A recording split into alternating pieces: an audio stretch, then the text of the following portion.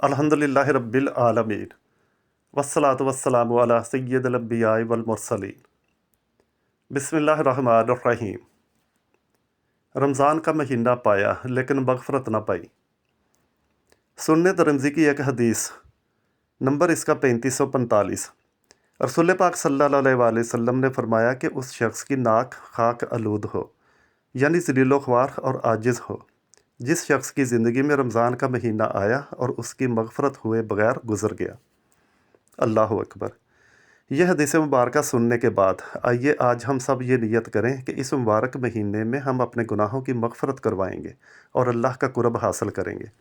اس مقصد کے لیے اگر ہم میں سے ہر ایک ان چند اعمال کی پابندی پورا رمضان کر لے جو میں ابھی بیان کرنے والا ہوں، تو اللہ تعالیٰ کی پاک ذات سے امید ہے کہ یہ رمضان ہمارے لیے قیمتی بن کر مغفرت اور اس کے قرب کا ذریعہ بن جائے گا انشاءاللہ۔